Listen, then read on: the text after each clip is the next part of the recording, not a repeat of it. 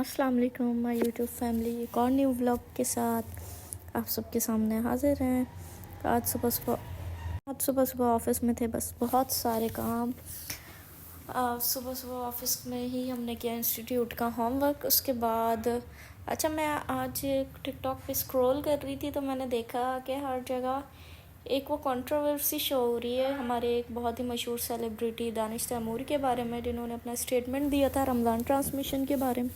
Ramzan transmission में उन्होंने अपनी वाइफ की तरफ मुखातिब होकर कहा था कि मुझे 4 शादियों की इजाज़त है मगर मैं कर नहीं रहा।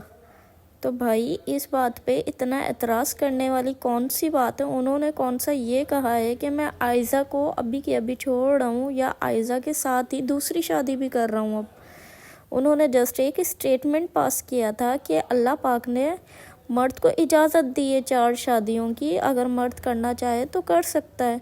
उन्होंने बिल्कुल भी ऐसा नहीं कहा था कि मैं दूसरी शादी लाजमी तौर पे करूँगा।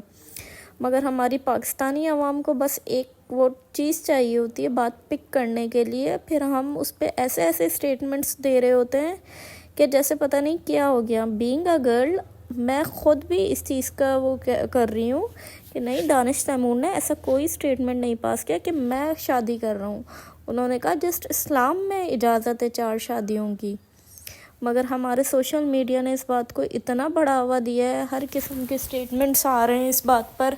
बेचारी आयज़ा, अगर आयज़ा ऐसी है, आयज़ा के पास आयज़ा जैसी वाइफ होने के बावजूद दूसरी शादी, मीन्स व्हाट?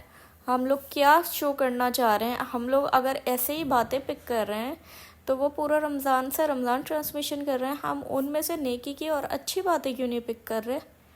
हमें इस्लाम क्या सिखा रहा है, हम वो चीज़ क्यों नहीं पिक कर रहे? हम उनसे वो अच्छी अच्छी बातें क्यों नहीं सीख रहे? हम बस लोगों की गलतियां तराशने के लिए बैठे रहते हैं। हम ये नहीं देखते कि इससे किसी की दिल आज़ारी हो सकती है, किसी को परेशानी हो सकती है। मगर नहीं, हमें तो सिर्फ किसी न किसी की बात पिक करनी है। ये तो चलो सेलिब्रिटी हैं, हम अपनी निजी ज़िंदगी में भी यही कर रहे होते हैं। लोगों की अच्छाइयाँ भूल जाते हैं, उनकी बुराइयाँ पकड़ के बैठ जाते हैं। किसने मेरे साथ ये किया था? भाई, आप ये भी तो देखो, हो सकता है उस वक्त उसकी सिचुएशन क्या हो। मे भी उस वक्त वो आपकी हेल्प नहीं कर सका हो, मे भी उस वक्त उसकी सिचुएशन ऐसी हो कि वो आपसे बात नहीं कर सका हो। मगर नहीं, हम अच्छे वक्त को तो भूल जाते हैं, हमें सिर्फ याद रहती है बुराइयाँ, लोगों की बुराइयाँ, कि हम किस तरीके से लोगों में खामियाँ तलाश कर सकते हैं। वो कहते हैं ना कि इंसान अपने लिए तो बेहतरीन वकील है मगर दूसरों के लिए वो बेहतरीन जज है, कि किसने कब क्या किया। हम खुद ही अपने आप के लिए करामन कातिबिन बने हुए हैं, हम खुद ही लिख रहे होते हैं कि आज हमने ये कर दिया, आज हमने वो कर दिया। मगर ये चीज़ हम अपने लिए नहीं करते, अपने इर्द गिर्द लोगों के लिए करते हैं, अपने रिश्तेदारों के लिए करते हैं। अब तो इतना हो गया कि कोई भी सेलिब्रिटी स्टेटमेंट दे दें तो हम उस स्टेटमेंट को पकड़ के बैठ जाते हैं कि इसने ये स्टेटमेंट दिया था। हालांकि वो अच्छी बातें भी तो सिखा रहे हैं, हमने वो तो नहीं पिक की। बहरहाल, इसी तरीके से मैं ये देख रही थी तो मैंने कहा आप लोगों के साथ शेयर करनी चाहिए। इतनी कंट्रोवर्सी चल रही है इस टॉपिक पर। बस अल्लाह सबको हिदायत दे। इस पाक महीने में भी लोग बाज नहीं आ रहे हैं, बस टॉपिक लेके बैठ जाते हैं कि इसने ये किया है तो इसके साथ गलत होना चाहिए। हालांकि उसने बेचारे ने जस्ट एक जनरल बात शेयर की थी। खैर, अल्लाह सबको हिदायत दे। आज हमने बनाई थी अंडे की चटनी। आज एसी फिटिंग होना था, एसी इंस्टॉल के लिए इलेक्ट्रिशियन नहीं अवेलेबल हो रहा था। पूरा दिन हेक्टिक गुजरा, बस जल्दी जल्दी से खाना बनाया। अंडे की चटनी और आलू मटर की सब्ज़ी बहुत ही झटपट बनती है, जल्दी बनती है। बस ये कि आपको चॉप चीज़ें यूज़ करनी होती है, चॉप ऑनियन ले लें, चॉप टमाटो ले लें, तो उससे आसानी हो जाती है। आजकल ये चीज़ बहुत अच्छी आ रही है, रमज़ान ट्रांसमिशन में ही हमें डिशेस भी न्यू क्रिएटिविटी वो लोग दिखा देते हैं कि किस तरीके से हम क्या डिश बना सकते हैं। इससे भी हमें बहुत ज़्यादा आसानी हो गई। वही सोशल मीडिया के 2 एस्पेक्ट्स होते हैं ना, पॉजिटिव भी नेगेटिव भी। अब ये तो हमारे ऊपर है, हम कौन से चीज़ को लेते हैं। बस जी, इसी तरह हम लोगों ने आज की डिनर की रेसिपीज़ तैयार की। दोनों रेसिपीज़ तैयार कर ली थी, अंडे की चटनी और आलू मटर। बस इसी तरह लाइफ की रूटीन चलती रहती है। آج کل فیشن ڈیزائننگ کا کورس چل رہا ہے کنٹینیو، تو بس اسی کا ہوم ورک وغیرہ اور بہت سارا کام ہوتا ہے کرنے کو.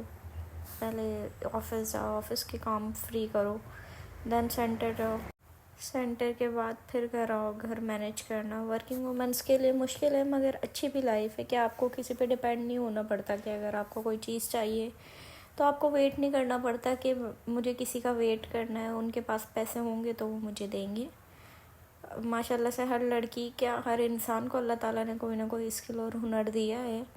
اشرف المخلوقات اسی لیے یہ انسان، تو ہمیں بس اس اسکل کو پالش کرنے کی ضرورت ہوتی ہے. وہ اسکل ضروری نہیں ہے کہ آپ ڈگری ہی لے کر بیٹھے ہوں، نہیں، آپ کے پاس کوکنگ اسکلز ہو سکتی ہیں، آپ کے پاس jewellery making, fashion designing, tailoring, mehndi artist, beautician, بہت ساری اسکلز ہیں.